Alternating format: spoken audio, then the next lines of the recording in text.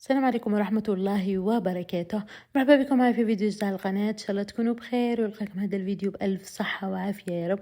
ولأول مرة تزورنا ديما نذكركم ما تنساش تشترك وتفعل زر الجرس وتضغط على زر الإعجاب باش يوصل الفيديو لأكبر عدد من الناس، وتشاركوا الوصفة مع الأصدقاء إذا عجبتكم. في فيديو اليوم جيتكم بهذا الكيك اللي بزاف هايل وبنين بقوام اسفنجي ويقعد لكم طري طري طري لمدة طويلة. المهم اللي كنت حطيت فيه 3 حبات بيض، والبيض يكون بحرارة المطبخ، وراح نضيفو كأس الا ربع سكر. يعني انا منحبش حلو بزاف، اذا حبيتو حلو حطوا الكاس نيشان. حطيت كأس الا ربع سكر. راح نضربه. شوفوا اهم حاجة في الكيك انكم تضربوا تضربوا تضربوا تضربوا غاية. انا بالخلاط الكهربائي ودربت حوالي 5 دقائق. يعني اذا كنتوا بالدراب اليدوي فوق 5 دقائق 10 دقائق هكا، باش الخليط تاعكم يولي بيض ومرغوي هكذا، باش يعطيكم القوام تاع الكيك تاعكم يجي اسفنجي ويجي بزاف هايل وخفيف خفيف خفيف. تحسبوا راكم تاكلوا هكا في قطن هكا ولا ماش عارفه.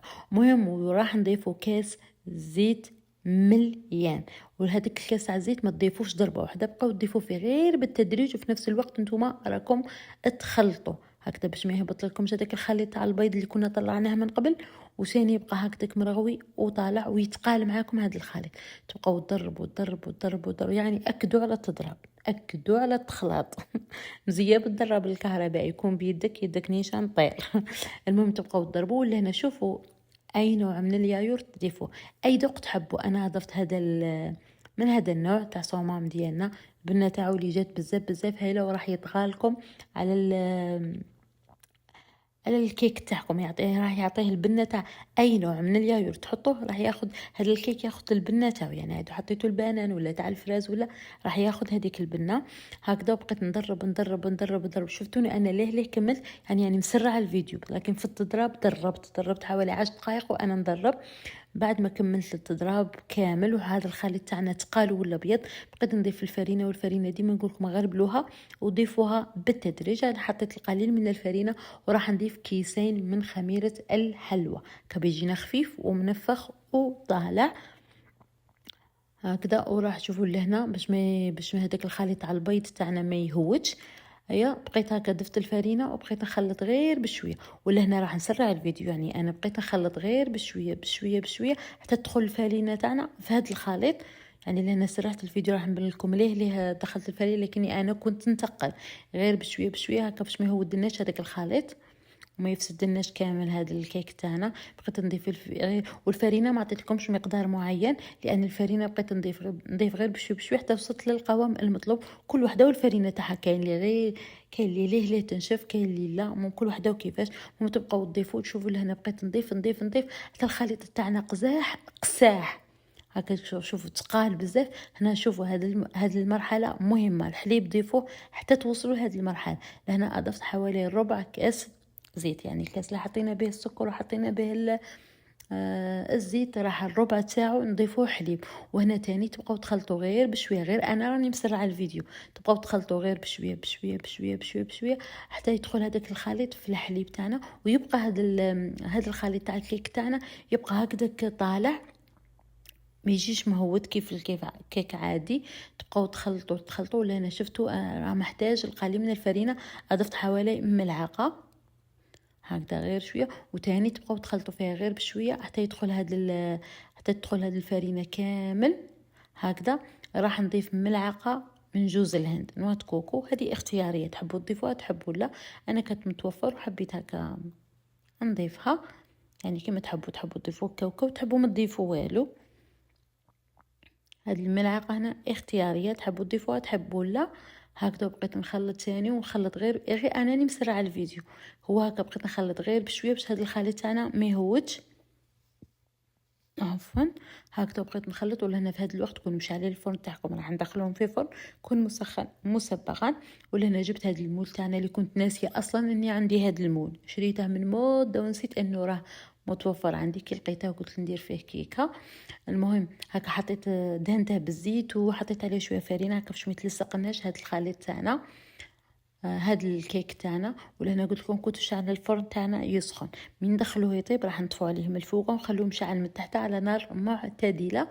من نشوفوها كتنفخ كامل هكا وتضاعف الحجم تاعها وتحمرنا على الجناب، نشعلو عليه من الفوق ياخد هذيك التحميره ونخرجوه هكذا. ولا نحاولوا هكا تخلطوا فيها هكا بموس ولا بعود ولا بملعقه باش يجيكم كامل مساوي، ما يجي جهه منفخه وجهه مهوده هكذا. وتحاولوا تخبطوه قلت لكم باش هذوك الفقاعات يخرجوا من هذاك الهواء من الداخل. ودخلتها قلت لكم في فرن مسخن مسبقا، شعلوا عليه غير من الجهه السفليه وطفوا عليه من الفوق. بعد ما يتنفخ لكم كامل وتلقاوها هكذا تدخلها طياب وتحمر على الجناب، شعلوا عليه ياخذ هاد التحميره وخرجوه. ولهنا والتزيين ديما نقول لكم يبقى اختياري. انا زينته بالطيله، الطيله اللي كنت حضرته عادي سكر ناعم، حليب، ملعقه زيت، والقليل من الكاكاو. يعني انا حبيت هكا الذوق تاع الكاكاو يجي في الطيله تاعنا، وانتم ديروا في الطيله تاعنا وانتم ديروا اي شيء تحبوه. انا حبيته بالطيله تاعنا. نموت على الطليه هذه تاع الطليه عادي اللي مولف نحطوها في حلوى الطابع.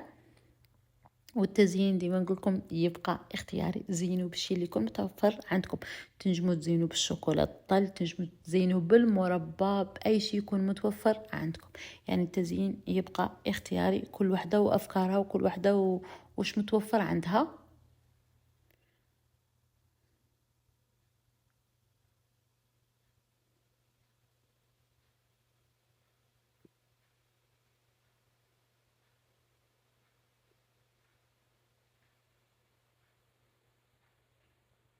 حاولت نحط غير في الجهه العلويه وخليته هكا يهود على الجنب باش يعطيه شكل الشباب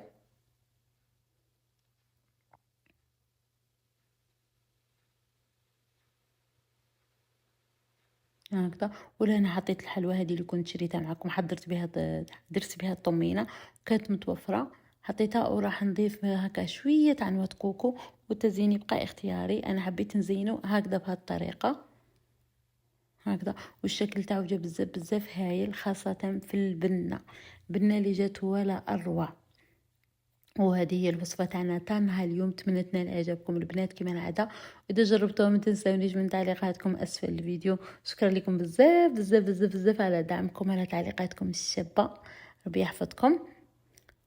ماما دوا الشكل تاع الكيك تاعنا اللي قلت لكم جا رائع شكلا ومذاقا، خاصه في البنه والقوام تاع الكيكه تاعنا. راح نقسموها مع بعض ونشوف القوام اللي كان اسفنجي وكان رائع.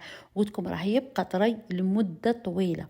السر تاع اللي باش يبقى لكم طري هذاك القليل تاع الحليب، هذيك الربع تاع الحليب اللي زدناه من بعد هو اللي يخلي هذه الكيكه تاعكم طريه لمده طويله ما يبسلكمش خلاص.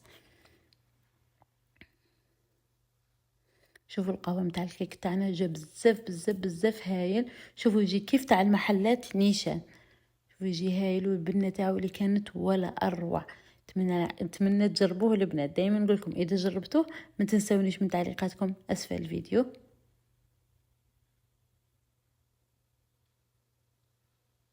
شوفوا الشكل جا رائع ويجي هكا على قد، شوفوا على قد اللي تاكلوه ما تملوش، يجي بنه على بنه. وفي الشكل كان بزاف هايل. وانا نحب الطليه نموت عليها، واللي ما حبش الطليه قلت لكم التزيين يبقى اختياري. ولهنا قطعت هادو باش تشوفوهم جا بزاف هايل وما يجيش مطقب من الداخل خلاص لان ضربنا حتى يدنا وجعتنا. المهم وصلنا لنهايه هذا الفيديو. شكرا لكم بزاف بزاف على المشاهده، ولاول مره تزورنا وشاهدت الفيديو وصلت حتى لهنا ما تنساش تشترك، تفعل زر الجرس، تضغط على زر الاعجاب باش يوصل الفيديو لاكبر عدد من الناس. ومع السلامه الى وصفه اخرى.